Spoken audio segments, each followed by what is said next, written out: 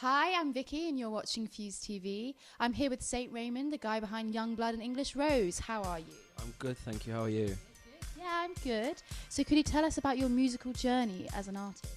So it's kind of been an ongoing thing for me for about 4 or 5 years now, but it's only kind of from an outside point of view happened in the last 18 months. But it's been crazy. It was just literally came from doing open mics and gigging in pubs, and then kind of just slowly picked up through the power of the internet, really. So yeah, it's been a bit of a crazy whirlwind. So who would you say are your major musical influences? I'd say stylistically, there's nothing I'd really like compare it to directly, but I think I kind of just grew up on a lot of different styles of music, you know, a lot of anything from Britpop to Beatles to dance music, and then kind of it was only like the last few years I really got into more of like older stuff like Paul Simon and stuff. So it's kind of, in terms of what I'd compare it to, I don't think, just because it's come from quite a wide range of styles and stuff, and I'll listen to rap and anything, so yeah. If you could listen to one album for the rest of your life on a desert island, what would it be? That is horrible. Okay. That's a really hard question.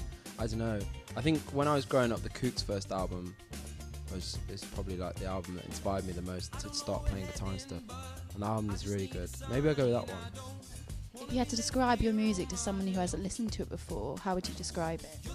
I kind of say it's like an indie pop thing, but I kind of, when I started writing music, I wanted to write music for festivals really, and uplifting music. So I think that's the kind of vibe I went for really, yeah.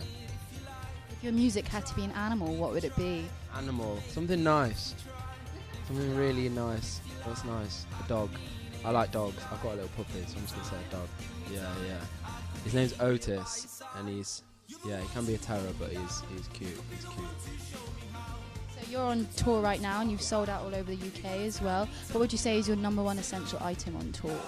My laptop or phone. I'm very clingy with my phone. I'm a bit like, I don't know, it's kind of weird being on tour because you try not to be antisocial, but I think you spend like so much time with everyone. It's nice to just get a bit of headspace. Maybe my iPod and my headphones actually, just to get away and kind of chill out. But yeah. To be able to bring Otis on tour with you? That's the plan. I'd love to do that. Maybe we can do that next tour. I really want to bring him on tour. I think he'd probably eat a lot of stuff. People might not have so much, like, I think he'd rummage through a lot of people's pockets and stuff, but yeah, that's the plan. And you played at Why Not Festival, Reading and Leeds, and you're due to play at a variety of other festivals this summer. What would you say is your favourite festival experience and why so far?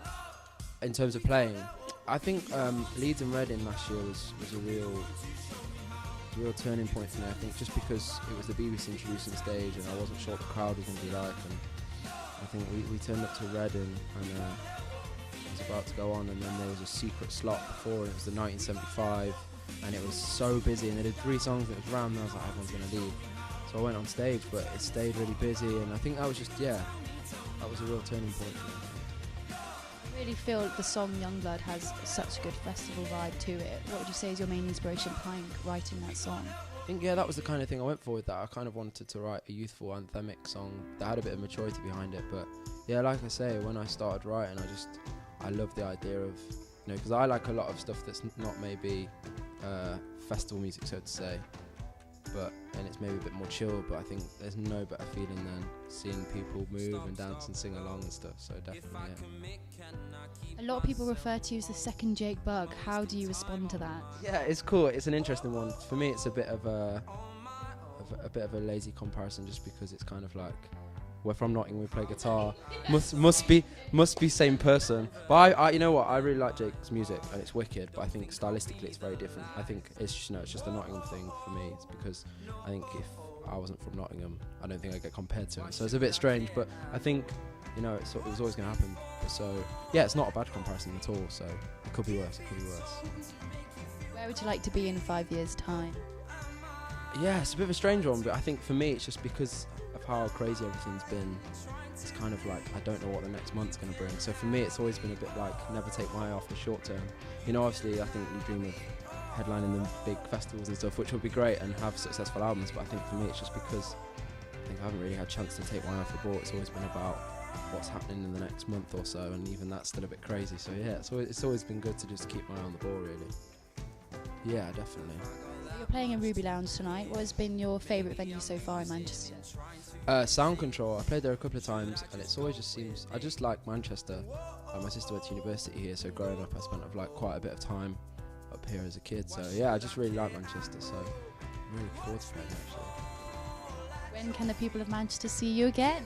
They can see me again, dot to dot, I believe, which is around in May. I think I'm coming back to play that. So yeah, I'll be back. Yes, I'll be back. No worries. Thank you very much.